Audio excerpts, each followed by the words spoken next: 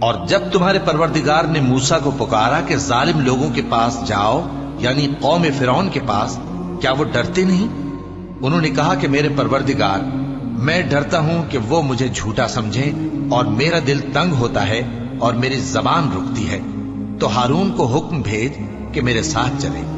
اور ان لوگوں کا مجھ پر ایک گناہ یعنی فرعونی کے خون کا دعویٰ بھی ہے، سو مجھے یہ بھی ڈر ہے کہ مجھ کو مار ہی ڈالیں۔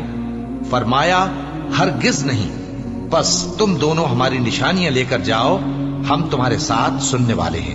سو دونوں فرعون کے پاس جاؤ اور کہو کہ ہم تمام جہانوں کے مالک کے بھیجے ہوئے ہیں، اور اس لیے آئے ہیں کہ آپ بنی اسرائیل کو ہمارے ساتھ جانے کی اجازت دیں۔ فرعون نے موسیٰ سے کہا، کیا ہم نے تم کو جبکہ تم بچے تھے پرورش نہیں کیا تھا، اور تم نے برسوں ہمارے ہاں عمر بسر نہیں کی؟ اور تم نے ایک اور کام کیا تھا جو کیا، تم ناشکرے معلوم ہوتے ہو۔ موسیٰ نے کہا کہ ہاں، وہ حرکت مجھ سے ناگہاں سرزد ہوئی تھی اور میں خطا کاروں میں تھا۔ پھر جب مجھے تم سے ڈر لگا تو میں تمہارے پاس سے فرار ہو گیا۔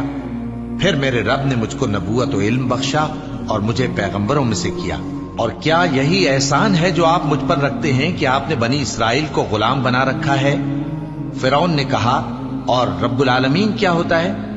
فرمایا، آسمانوں اور زمین اور جو کچھ ان دونوں میں ہے سب کا مالک، بشرطے کہ تم لوگوں کو یقین ہو۔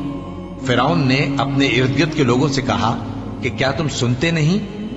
موسیٰ نے کہا کہ تمہارا اور تمہارے اگلے باپ دادوں کا بھی مالک۔ فرعون نے کہا کہ یہ پیغمبر جو تمہاری طرف بھیجا گیا ہے باولا ہے۔ موسیٰ نے کہا کہ مشرق اور مغرب اور جو کچھ ان دونوں کے درمیان ہے سب کا مالک، بشرطے کہ تم کو سمجھ ہو۔ فرعون نے کہا کہ اگر تم نے میرے سوا کسی اور کو معبود بنایا تو میں تمہیں قید کر دوں گا۔